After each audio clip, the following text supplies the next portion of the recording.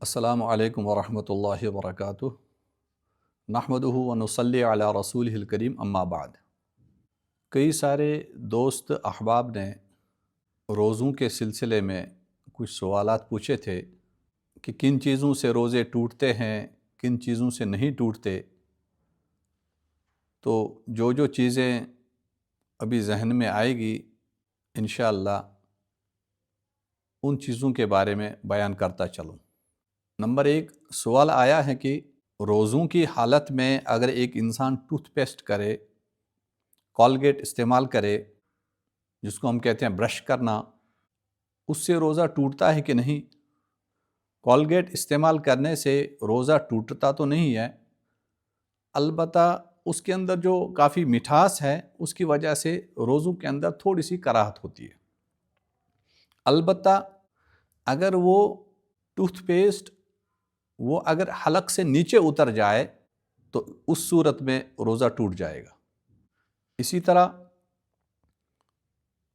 روزوں کی حالت میں اگر کوئی شخص بیمار ہو گیا، اس کو خون چڑھانے کی ضرورت پڑ گئی، اس کو گلوکوز چڑھانے کی ضرورت پڑ گئی، ڈرپ لگانے کی، اسی طرح انجیکشن لگانے کی ضرورت پڑ گئی، تو اس صورت میں گلوکوز سے یا خون چڑھانے سے یا انجیکشن لگانے سے، چاہے وہ نس کے اندر ہی ہو، چاہے وہ رگوں کے اندر ہی ڈالا جائے، تو اس سے روزہ نہیں ٹوٹتا۔ کوئی بیمار ہے، سانس کی پرابلم ہو جائے روزے کی حالت میں، تو آکسیجن کی اگر ضرورت پڑ جائے تو آکسیجن لینے سے بھی ایک انسان کا روزہ نہیں ٹوٹتا بلکہ روزہ برقرار رہے گا۔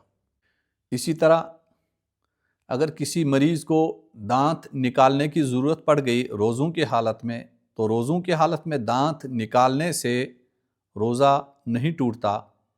اسی طرح گمز پرابلم ہو، اسی طرح دانتوں کا کوئی بھی علاج ہو، تو اس صورت میں بھی اس مریض کا روزہ نہیں ٹوٹے گا۔ لیکن اگر خون حلق سے نیچے اتر گیا، دانت نکالتے نکالتے اگر خون آ گیا، زیادہ خون آیا اور وہ پھر خون حلق سے نیچے اتر گیا، تو ایسی صورت میں روزہ ٹوٹ جائے گا۔ کوئی مریض ہے، مرگی کا دورہ پڑ رہا ہے، مرگی کا دورہ پڑنے سے روزہ دار کا روزہ نہیں ٹوٹے گا لیکن وضو ٹوٹ جائے گا۔ اگر مرگی کا دورہ کسی کو پڑ گیا تو اس صورت میں اگر کسی نے اس کو پانی پلایا تو پانی پلانے کی وجہ سے روزہ ٹوٹ جائے گا، نہ کہ مرگی کے دورے کی وجہ سے روزہ ٹوٹے گا۔ اسی طرح کسی کو چیسٹ کی پرابلم ہوتی ہے، استھما وغیرہ کی پرابلم ہوتی ہے، تو ایسے مریض کو کبھی ڈاکٹر بولتے ہیں آپ سٹیم لے لینا، جس کو کہتے ہیں بفاڑا، کہ بھاپ لے لینا۔ تو بھاپ لینے کی وجہ سے چاہے سٹیمر کے ذریعے سے بھاپ لے لے، چاہے کسی برتن میں پانی ابال کر بھاپ لے لے، تو بھاپ لینے کی وجہ سے انسان کا روزہ ٹوٹ جائے گا۔ اسی طرح کوئی ایسی دوائی جو سانس کی وجہ سے کھینچی جاتی ہے، جس طرح چیسٹ کے مریضوں کو، استھما کے پیشنٹوں کو، یا اور بھی کسی کو جو جس طرح کا مریض ہو، اس کو اگر ڈاکٹر یہ بولے کہ سانس کے ذریعے سے یہ ٹیبلٹ کھینچ لینا، اندر لے لینا، تو اس دوائی کے لینے سے ایک انسان کا روزہ ٹوٹ جائے گا۔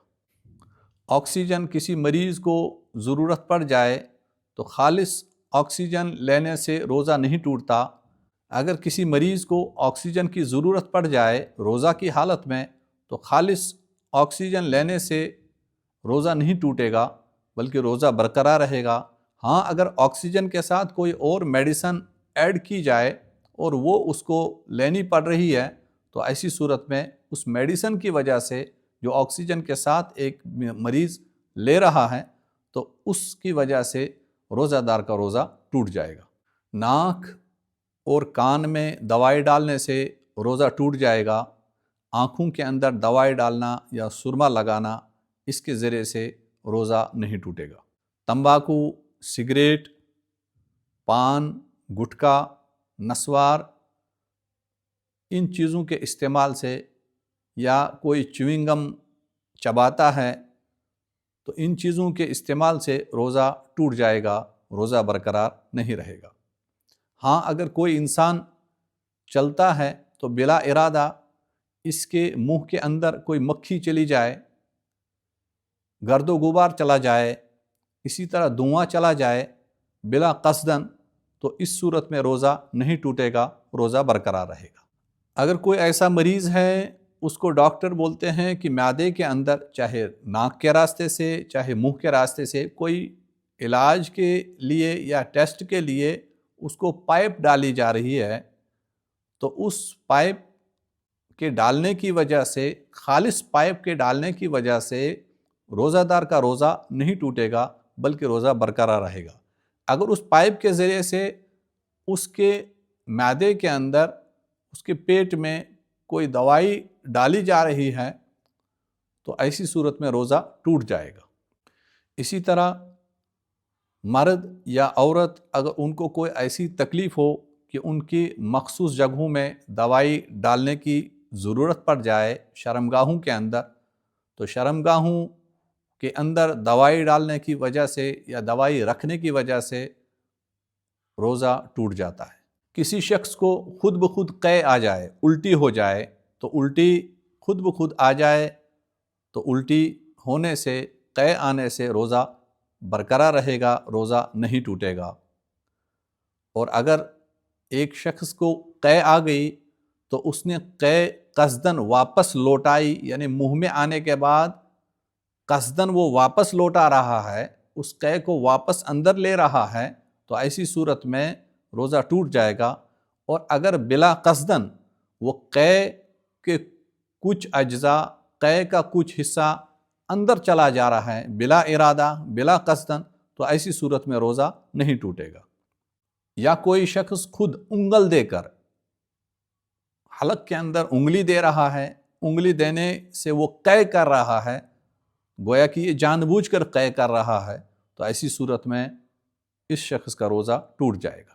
کوئی شخص وضو کر رہا ہے، وضو کرتے کرتے اس نے کلی کی، تو کلی کرتے کرتے پانی حلق کے اندر چلا جائے، نیچے اتر جائے، تو روزہ ٹوٹ جائے گا۔ اور اگر کسی شخص کو اپنا روزہ یاد ہی نہیں ہے، تو روزہ یاد نہ ہونے کی صورت میں اس نے پانی کا گلاس پیا یا اس نے کچھ کھا لیا، تو بھول کر کھانے سے، بھول کر پینے سے انسان کا روزہ نہیں ٹوٹتا ہے، روزہ برقرار رہتا ہے۔ اسی طرح سحری کا وقت ختم ہونے کے بعد بھی اگر کوئی کھاتا رہا، یعنی صبح صادق کے بعد ایک انسان کھاتا رہا، تو ایسی صورت میں روزہ ٹوٹ جاتا ہے۔ اور اسی طرح اگر ایک انسان غروب آفتاب سے پہلے ہی افطار کر لیتا ہے تو اس صورت میں بھی روزہ ٹوٹ جاتا ہے۔ روزوں کی حالت میں اگر خواتین کے مخصوص ایام شروع ہو گئے تو جس وقت سے ہی مخصوص ایام شروع ہو جائیں گے، روزہ اسی وقت سے ٹوٹ جائے گا، اس دن کا روزہ پھر سے رکھا جائے گا۔ ایک انسان نے سحری کھا لی، سحری کھانے کے بعد اس کے دانتوں میں کچھ پھنس گیا، چاہے گوشت کا ٹکڑا ہو، چاہے چاول کا دانہ ہو، چاہے اور کوئی چیز ہو، چاہے میوہ ہو، اور پھر صبح صادق کے بعد دن میں کسی بھی وقت روزے کی حالت میں اگر وہ چیز دانتوں سے نکل گئی اور اس نے نگل لی، اگر وہ چیز چنے کے بقدر یا اس سے زیادہ تھی تو اس صورت میں روزہ ٹوٹ جائے گا۔ اگر چنے سے چھوٹی تھی وہ چیز جو دانتوں میں پھنسی تھی، پھر نگل لی، تو ایسی صورت میں روزہ برقرار رہے گا، روزہ نہیں ٹوٹے گا۔ لیکن باہر سے اگر رائی کے دانے کے برابر بھی کوئی انسان روزے کی حالت میں کوئی چیز کھا لے تو ایسی صورت میں اس کا روزہ ٹوٹ جاتا ہے۔ رمضان المبارک کے مہینے میں میاں بیوی رات کو ہم بستری کر سکتے ہیں، میاں بیوی کو ایک دوسرے سے ہم بستری کرنے میں کوئی قباحت نہیں ہے اور نہ اس کی وجہ سے روزے کے اوپر کوئی اثر پڑتا ہے۔ یہ کچھ چیزیں ذہن میں تھی جو میں نے آپ حضرات کے سامنے بیان کی۔ اللہ تبارک و تعالیٰ اخلاص نیت کے ساتھ ہم تمام کو شریعت کا پابند بنائے۔ وآخر دعوانا ان الحمد للہ رب العالمین۔